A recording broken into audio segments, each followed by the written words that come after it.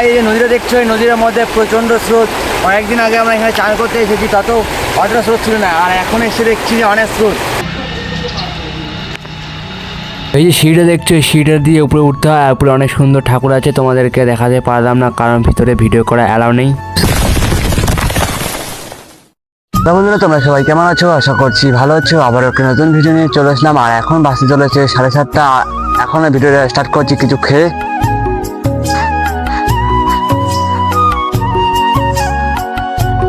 বন্ধুরা, এখন বাড়ি থেকে বের হয়ে গরু নিয়ে যাচ্ছি একটু মাঠের দিকে বাঁধতে। ধরো,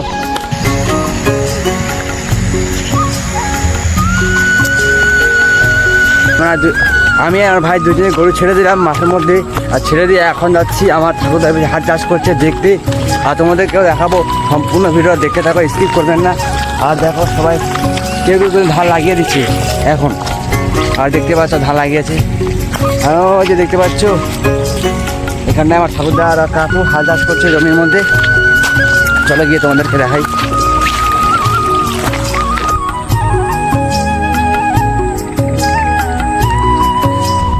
তো গাইস, এই জমিগুলোর মধ্যে এতটাই পাথর যে ধান রোপণ করতে অনেক অসুবিধা হয়ে যায়।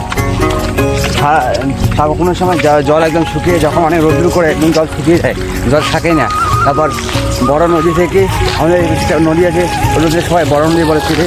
আর নদীর অ্যাকচুয়ালি নাম হচ্ছে ন্যাড়া নদী। ওইখান থেকে জল নিয়ে আসে, পরে কষ্ট করে জমির মধ্যে জল নিয়ে আসে, তারপর ধান রোপণ করে। আর দেখতেই পাচ্ছ কীরকম পাথর।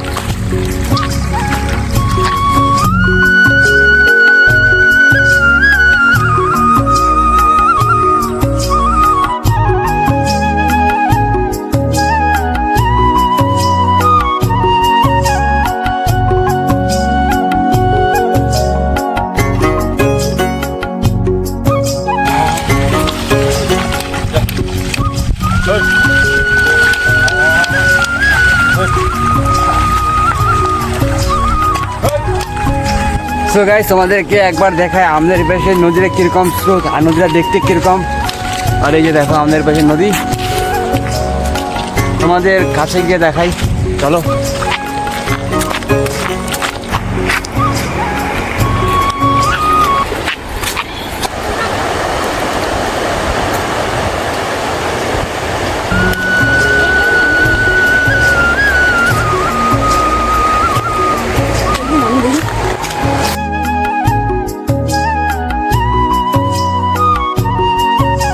তো গাইস, এই নদীটা দেখছো, এই নদীর মধ্যে প্রচণ্ড স্রোত।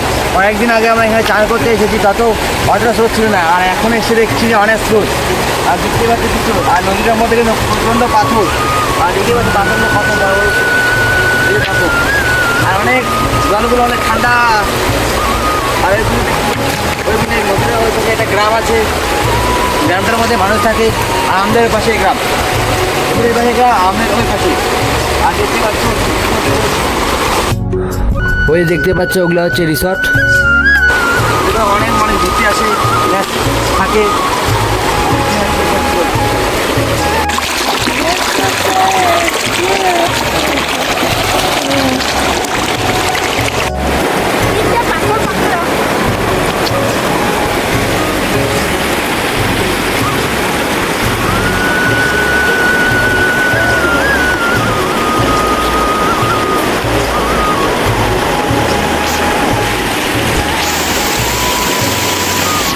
গাইজ, আমরা এখন মাঠের থেকে যাবো বাড়ি, আর বাড়ি গিয়ে তোমাদের সাথে দেখা হচ্ছে, চলো।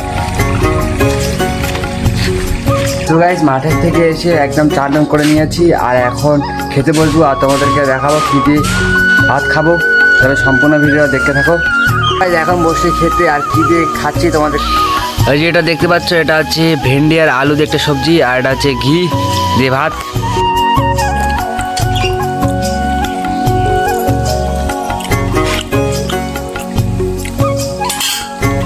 সো গাইজ, ভাত টাত খেয়ে এখন যাব হচ্ছে হনুমান মন্দির, মালবাজার হনুমান মন্দির।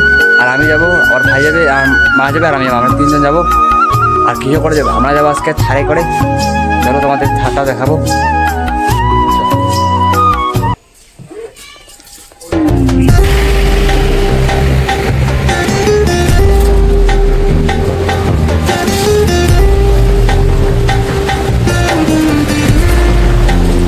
এখন আমরা ধারে করে যাচ্ছি।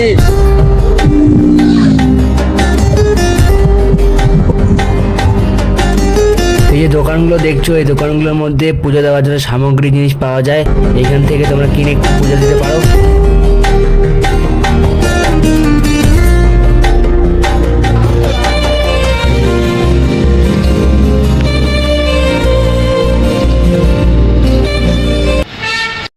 এই যে বন্ধুরা, এটা হচ্ছে হনুমান মন্দির। এখন তোমাদেরকে ভিতরে প্রবেশ করে দেখাবো যে ভিতরে কিরকম দেখতে লাগে।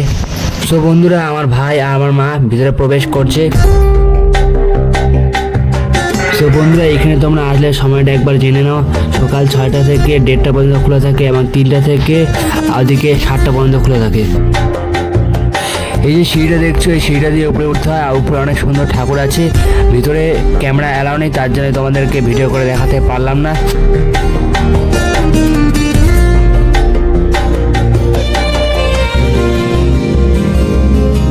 এই লাল পুটলিগুলো দেখছো, এগুলোর মধ্যে নারকেল বাঁধা আছে। আর এগুলো বেঁধে দিলে নাকি মনের ইচ্ছা পূর্ণ হয়।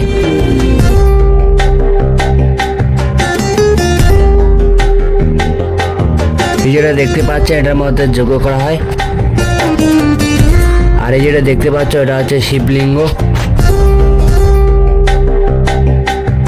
তো গাইস, এখন যাচ্ছি বাড়ি গিয়ে তোমাদের সাথে দেখা হচ্ছে। চলো গাইস, এখন চলে আসছি বাড়ি। আর মন্দিরটা অনেক সুন্দর ছিল। আর তোমাদের মন্দিরটা কীরকম লেগেছে কমেন্টে অবশ্যই জানিও। আর আজকের মধ্যে ভিডিওটা আমি এখানে শেষ করছি। ভালো লাগলে প্লিজ একটা লাইক, আর চ্যানেলটা নতুন থাকলে সাবস্ক্রাইব করে দিও। আর নেক্সট ভিডিও নিয়ে আসছি। আজকের মধ্যে টাটা।